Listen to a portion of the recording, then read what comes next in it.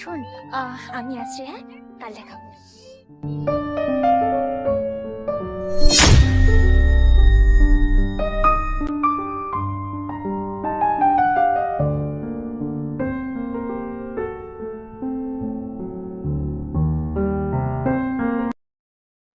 কিরে, হঠাৎ এত আমাকে আর্জেন্ট ডেকে পাঠালি?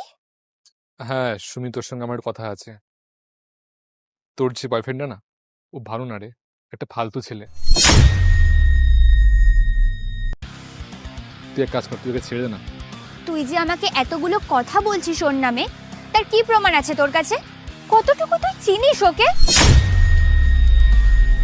আমি ওর সাথে 2 বছরের বেশি সম্পর্কে আছি, আর আমি না ওকে খুব ভালোভাবেই চিনি। ও খুব ভালো মনের একজন মানুষ। হতে পারে ও হয়তো দেখতে খুব একটা ভালো নয়, ওর গায়ের রং কালো, কিন্তু মানুষের মন দেখে তাকে ভালোবাসা উচিত, গায়ের রং দেখে নয়। দেখ সুমি, আমি ওকে চিনি। হ্যাঁ, ও একটা ফালতু ছেলে। ওর কাছে এ সমস্ত প্রেম, ভালোবাসা, ইমোশনের কোনো দাম নেই। ওর লাইফে গার্লফ্রেন্ড অনেক আছে, শুধু তুই একা নয়, আরও অনেকে আছে ওর গার্লফ্রেন্ড। ওর আজকের একটা গার্লফ্রেন্ড, ওর একটা গার্লফ্রেন্ড। ও একটা ফালতু ছেলে, ওকে তুই ছেড়ে দে, তো ভালো হবে। শোন, আমি তোকে লাস্ট ওয়ার্নিং দিয়ে রাখছি, তুই ওর সম্পর্কে আর কখনো আমাকে এরকম বাজে কথা বলবি না।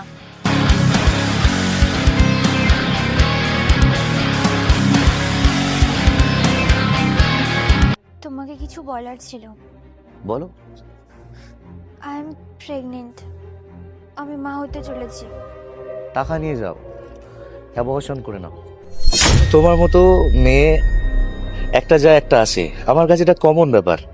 এতে আবার ওভার অ্যাক্ট করার কি আছে? কি কি সব বলছো তুমি?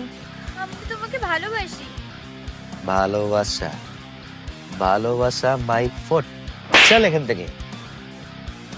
তোর মতো মেয়ে একটা আসে একটা যায় আমার জীবনে, একে যেন নেক্সট টাইম আমার আশেপাশেও না দেখি।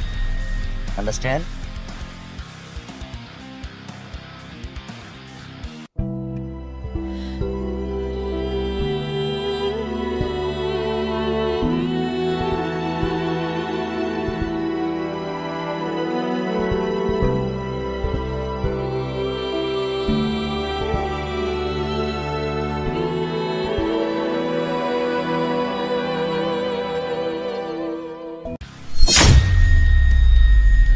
সুমি,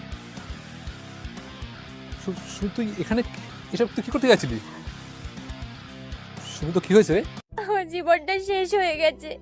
তুই একদম ঠিক কথা বলেছিলি, ও একদম ভালো ছেলে নয়, ও খুব খারাপ